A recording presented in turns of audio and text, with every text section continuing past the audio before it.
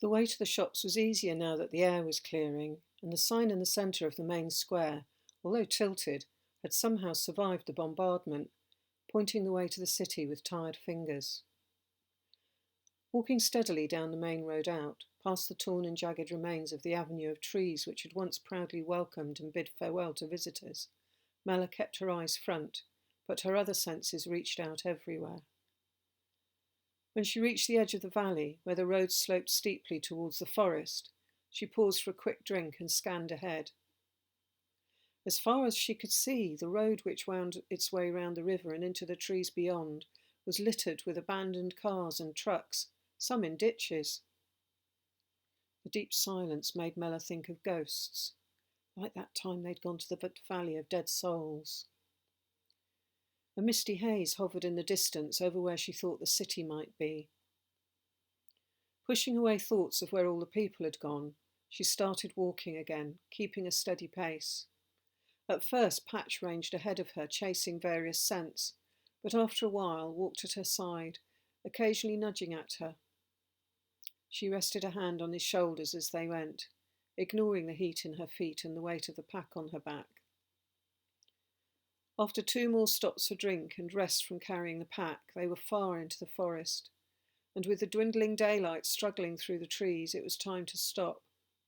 There were fewer vehicles, but a truck half off the road, one wheel stuck in a ditch, caught her eye.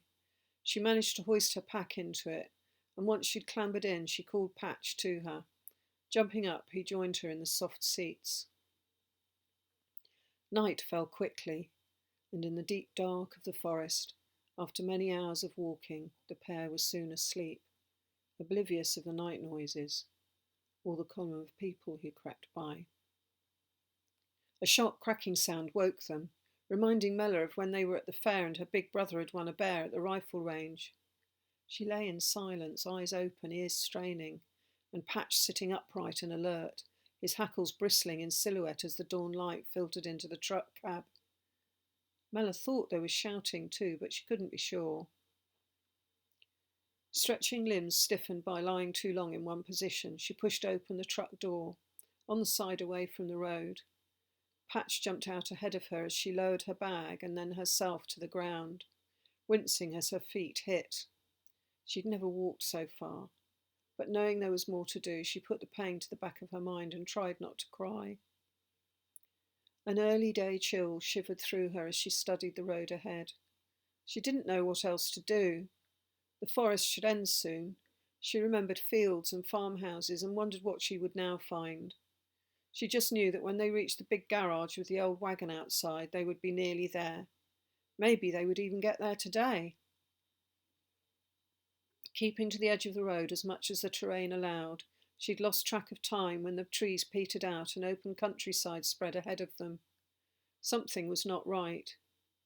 And as she studied the usually well-tended patchwork of fields and farmsteads, Mella made out dark, rough craters pockmarking the landscape, and spirals of smoke where pretty houses had once stood.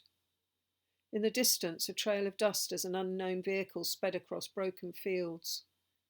There was a smell, too. It came on the breeze, and reminded Mella of when there was a dead bird in the garden. No going back now, though. She sipped from a carton and gave Patch some water, which he lapped from her cupped hands. All day they walked, taking a break now and again as she sat on her pack, the dog at her side. When the sun was close to the horizon, the city was in sight, but there was no way they would reach it before dark. There were still trucks and cars abandoned. Maybe in the city she'd find out why the people had gone. After a brief search, she found one unlocked. Once more they crawled in and curled together, dozing off as the last rays receded and the moon rose above nearby trees. In the depths of the night it rained, clattering on the roof of the car. Mella and Patch stirred, but slept on, exhausted. By the morning the rain was gone, and a chill mist rolled over the land, allowing only glimpses of the city ahead. The pair set off once more, ignoring tired feet and limbs, with Patch close by the girl's side now. The lack of people or other signs of life, and the deep silence plucked at Mella as she walked, until in spite of her tiredness she sped up towards the city. There must be people there, and help. although what form it would take she couldn't think. She just focused on each step, each aching foot as she put it in front of the other, the chill of the air as she inhaled, the foggy trail of her breath as she exhaled, trying to ignore the smell. Patch's fur, the scrabble of his claws on the road, an engine in the distance. She stiffened, listening intently. Was it getting closer? She had no energy for running or hiding, so kept going. She thought she saw a motorbike coming out of some trees up to her right, but when she looked again it was gone. Very soon there were no more fields or trees, but still Mella saw no one amongst the houses which replaced them. The lights at the junctions continued their passage from red to green and back again, but there was no one to notice. She wondered for a moment how they were still working, but then remembered that a while back things like that had the little windmills and sun catchers put on them. As she kept walking, houses became shops and shops became office blocks, none untouched, and some reduced entirely to rubble. The smell was getting worse too. The garage with the wagon was nowhere to be seen. Until at last she could hear voices, a dim murmur at first, growing to a shouting hubbub as she trudged along the narrowing, rubbish-strewn streets. Then she rounded a corner into a bedlam of arms and elbows, shouts and screams, wondering for a moment whether all the people from the abandoned cars had squeezed themselves into the square. There were dogs barking too, and she yelled as Patch ran off. She had no way to stop him. Her throat closed and she struggled for breath, but searching among the bumping and jostling bodies would be pointless. Closing her eyes, she took deep breaths. Slow in through the nose, slow out through the mouth, until her heart stopped pounding and her thoughts steadied. As another elbow hit her in the head, she ducked down and scanned the buildings at the edge of the square for a way out. A short distance away, past 3 or 4 shop fronts, she could make out a gap and raced for it. She was in the gap and well down the alleyway when sharp cracking sounds echoed along the walls behind her, followed by the thud of running feet. Mella ran too, as fast as she could manage on young legs and sore feet, the bag banging her back. Her breath was burning in her throat and the thumps of many running feet were gaining on her when rough hands grabbed her arms tight and yanked her to one side through a doorway into a room lit by a thin sliver of daylight filtering from a window far above. Mella wriggled and tried to pull the hands off her. They were hurting, the fingers pressing into her flesh. "Let go!" She kicked backwards like her brothers had taught her. She smiled at the memory, Chris rolling on the ground in agony when she kicked harder than expected, and Bill laughing. "Ow!" The hands let go, and the owner of the voice, a teenage boy from what she could guess, cuffed at her, hitting air as she ducked. "Oi, squirt, I just pulled you out of trouble." Rubbing her arms, Mella looked at him without remorse. "You were hurting." Okay, we're even. Just don't kick me again." Looking at the enormous dog to one side of the boy, and the stocky girl standing, arms folded and unsmiling, on the other side of him, Mella remained silent. "What have you got in here?" The bag was grabbed and its contents inspected, and soon passed on and out of sight. "Hey!" She felt the loss in the pit of her stomach. "You're with us now, share and share alike." By now Mella could make out that the room was full, all children and teenagers. "Them out there, they only care about themselves, not what happens to us, and them that do want us—" "Well, let's not talk about that." Sneering, the boy spat to one side. Mella frowned. Surely they were just mums and dads and brothers and sisters like they all were, but it seemed like they wouldn't be talking about it. "Come, walk where we walk. It'll be dark soon. We need to get back to our place."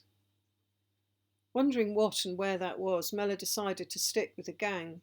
Now that Patch had gone, she didn't want to be on her own. She lost track of where they were and how long it took as they scampered in a ragged trail through the ruined streets, always turning away from the sound of people, until, as the last embers of daylight dimmed into the dark of night, they reached a set of stone steps leading under a tall building in the old city. Mella could only just make out where to tread as in single file they descended to a doorway lurking in the shadows, invisible from the street above. When they were all inside, the door was bolted and a large metal cabinet pulled in front of it. "Right, head count." It was a stocky girl who'd spoken. Raise your hand when I count you and keep it up till I've finished. Mella knew there must be at least 20 in this motley group, but the girl got way past that before she stopped. Hands down. That's 57. There were 58 this morning, and with the new girl, that means there's 2 missing. Anyone know anything? Silence, apart from a shuffling of feet. Then a banging on the door. The girl and boy with the dog glanced at each other. A more careful knock this time. Too short, then too long. The boy nodded, and soon the cabinet had been moved by some of the bigger boys and girls, and the bolts of the door slid. 2 smallish boys tumbled into the room, laughing. Once the cabinet was back in position, the folded arms girl stood, unsmiling. The boys ignored her scowl, laughing. Look what we found, they chimed in unison. It was at this point that Mella realised they looked just the same as each other. She'd never seen twins up close. They held up several bags of crisps before running to the back of the room with them, opening one of a series of boxes and throwing their bounty inside. The boy with the dog flashed a brief smile and tousled their hair before perching on the edge of one of the boxes, and the dog settled at his feet. The room hushed as one by one the kids sat, the smallest at the front near the boy. 1 or 2 of the older kids didn't bother sitting, but leaned against the back wall, their faces hidden in the shadows of their jacket hoods. The atmosphere was tense, but everyone listened as the boy spoke. Good to have you back safe. He cast his gaze over all of them and then nodded towards Mella. We have a new addition. From out of town, I think?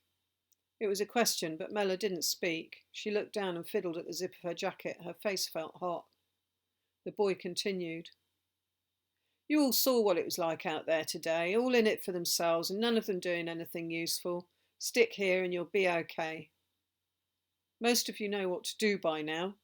It was the unsmiling girl who spoke now. New girl, help where you can. Mella, drained and tired, nevertheless stood, relieved to be off the unyielding concrete floor. She joined children of similar ages to her who were passing a selection of scavenged food to others, who were dividing it up into big bowls and box lids, which were then arranged along the centre of a long table they'd put up in the middle of the room. Others were pulling benches and various chairs into place. When all was silent once more, they waited for the lead boy to join them. By now they were working in the light of torches which had been lit and set along the centre of the table, their beams pointing at the low ceiling. They were of some use, but cast eerie shadows along the walls and on people's faces. Mella shivered. Thank you for all you found today. Eat. The noisy munching of 59 hungry mouths drowned out all other sound until a final smack of lips and slurp from a carton heralded the end of the meal. Mella stayed silent, watching, everything at once safe and strange. Walking alone with Patch had been more comfortable. She wondered where he was and if he was okay. Maybe it was good that he was out of the way of the big dog, which didn't seem at all friendly. A scrape of wood on concrete signalled a new phase of the evening, as chairs and benches were pushed back, and soon everything was returned to its place at the side of the room. Here, this is yours. Don't lose it. The unsmiling girl handed a rolled-up blanket to Mella. You can sleep over there with the other kids. Mella followed the girl's pointing finger, barely visible in the dim light. Someone had laid out a patchwork of rugs, and the other younger children were setting up their beds for the night. Mella wanted her bag, but had no idea where it was. We've kept the food and drink, but you can have the other stuff. The bag was thrust at Mella. It was as though the girl had read her thoughts. Mella felt for the photo she'd tucked in the inner pocket, impossible to make out in the gloom, but a comfort to hold. She headed over to the sleeping area, and using her bag for a pillow, lay on one half of the blanket and pulled the rest over her, as she'd seen the others do, missing Patch's warmth. Sleep was hard to find on the unforgiving floor, but tired as she was, she fell into a night of restless dreams. A kaleidoscope of times with the family, the dusty chaos when the town was destroyed, the long walk to the city, and shouting, and bangs.